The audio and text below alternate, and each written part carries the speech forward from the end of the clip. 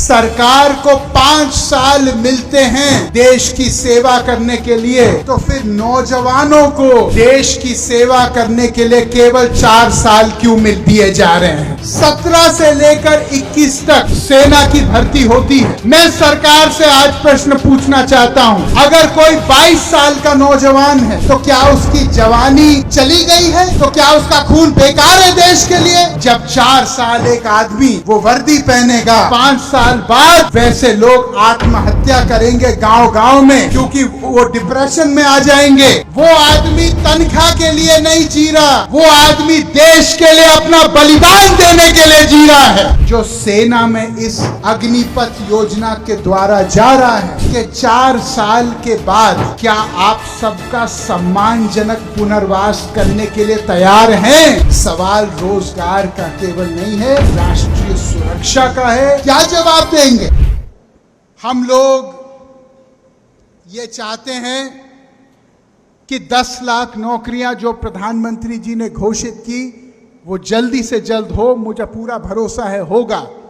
साथ साथ जो 2014 में मुख्य पत्र में कहा था कि 2 करोड़ नौकरी प्रति वर्ष मिलेगी, उसके ऊपर भी हम लोगों को सोचना है।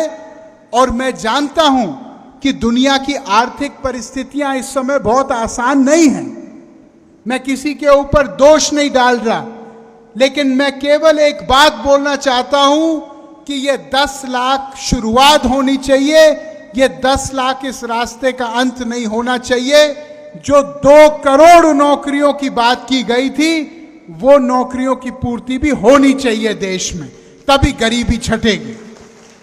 बात करना चाहता हूं इस अग्निपथ योजना की, जिसके ऊपर आज ही मैंने एक पत्र लिखा है माननीय रक्षा मंत्री जी को। यह अग्निपथ जो योजना है, इसके बारे में कई नौजवानों ने पिछले 2 दिन में मुझे सोशल मीडिया पे लिख के, फेसबुक ट्विटर पे लिख के अपनी चिंताएं मेरे सामने रखी हैं। भाइयों, मैं सेना में तैनात एक नौजवान को एक सरकारी नौकर मुलाजिम नहीं मानता, मैं उसको एक तपस्वी, एक योद्धा मानता हूं। मैं ये मानता हूं कि जो आदमी ने अपने जीवन का सर्वस्व न्योछावर करके अपने देश के नाम त्याग करते हुए दिया है, वो आदमी तनख्वाह के लिए नहीं जी रहा, वो आदमी देश के लिए अपना बलिदान देने के लिए जी रहा है। हम उसको तनख्वाह तक सीमित ना करें, ना उसको आंखें तनख्वाह से। भाइयों, सेना की तैनाती एक बहुत घोर संकल्प और तपस्या है। मैं आपसे एक प्रश्न पूछना चाहता हूं, आज अगर कोई ये कहे कि आधे समय कोई परचून की दुकान चलाएगा और आधे समय कोई सेना का काम करेगा, तो क्या हमारी देश के रक्षा के ऊपर प्रश्न चिन्ह उठेगा कि नहीं उठेगा? हम लोग आज आपके माध्यम से एक प्रश्न उठा रहे हैं जो इस देश का हर नौजवान उठा रहा है। वो प्रश्न क्या है? वो प्रश्न ये है कि आज सरकार को 5 साल मिलते हैं देश की सेवा करने के लिए, वरुण गांधी को 5 साल मिलते हैं पीलीभीत के जनता की सेवा करने के लिए, तो फिर नौजवानों को देश की सेवा करने के लिए केवल 4 साल क्यों मिल दिए जा रहे हैं?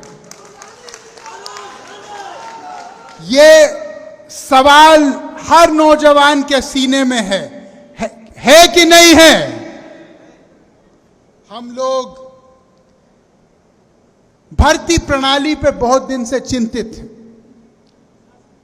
17 से लेकर 21 तक सेना की भर्ती होती है।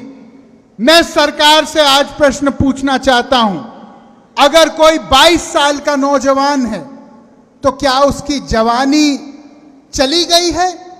उसकी जवानी कोई काम की नहीं है देश के लिए? अगर कोई 24 साल का लड़का है तो क्या अगर वो देश के लिए अपना खून देना चाहता है तो क्या उसका खून बेकार है देश के लिए? ये प्रश्न हमको पूछने चाहिए। आज आप किसी टीवी उठा के देखो, केवल हिंदू मुस्लिम नफरत गर्दी चल रही है। मैं ये पूछना चाहता हूं, अगर हम लोग इस माहौल में लाखों लोगों को लेंगे, उनके बाद 4 साल बाद हम उनको छोड़ देंगे एक छुट्टे सांड की तरह गांव में, और हम उनको बोलेंगे कि 4 साल तक तो आपका बहुत मान सम्मान था, 4 साल तक तो हमने आपको सलामी ठोकी, हमने आपको फौजी साहब कहा, और अब आपको प्राथमिक विद्यालय के बर्तन मांजने पड़ेंगे, तो क्या इसका सेना के ऊपर, सेना के मनोबल के ऊपर, सेना के शौर्य के ऊपर कोई फर्क पड़ेगा कि नहीं पड़ेगा? जब 4 साल एक आदमी वो वर्दी पहनेगा जिस वर्दी पे हम सब लोगों को गौरव है, और 5 साल बाद वैसे लोग आत्महत्या करेंगे गांव गांव में, क्योंकि वो डिप्रेशन में आ जाएंगे, वो डिप्रेशन में आएंगे। अगर उनकी शादियां होंगी, 4 साल बाद उनको उनके ससुराल वाले पूछेंगे कि भैया पहले तो बड़ा रुतबा था तुम्हारा, लौ लश्कर था, अभी आप बेकार हो गए हो, आप तो पढ़े हुए हो गांव में, अब क्या होगा आगे हमारे बिटिया का? क्या जवाब देंगे? मैं सरकार से पूछना चाहता हूं कि क्या एक एक आदमी जो सेना में इस अग्निपथ योजना के द्वारा जा रहा है, क्या उसके 4 साल के बाद क्या आप सबका सम्मानजनक पुनर्वास करने के लिए तैयार हैं? क्या आप उनको पुलिस की भर्ती या कोई उद्योग में भर्ती देने के लिए तैयार हैं? भाइयों, आज हमारे देश में एक नई सोच की जरूरत है, और वो सोच ये है कि जब तक समाज के अंतिम व्यक्ति की आवाज नहीं सुनी जाए, तब तक कोई कानून देश में बनना नहीं चाहिए। हम लोग ऊपर से नहीं बोल सकते कि ये होगा और ये होगा, तुगलकी फरमान नहीं चल सकता। हमको देश के लोगों की नब्ज पहले जाननी चाहिए, हमको देश की भावनाओं को पहले सम्मान और आदर के साथ सुनना चाहिए। हमको पहले यह समझना चाहिए कि समाज का जो रीति नीति है वो किस बात से उठेगी और किस बात से नकारात्मक रूप से प्रभावित होगी, और ये समझ के कोई कदम हम लोगों को उठाना चाहिए। सवाल रोजगार का केवल नहीं है, सवाल राष्ट्रीय सुरक्षा का है, सवाल हमारे देश का मान सम्मान का है। यही जोश मैं आपके अंदर हर समय देखना चाहता हूं। इसी भरोसे के साथ मैं आपकी लड़ाई हमेशा लड़ते रहूंगा। जय हिंद, जय भारत।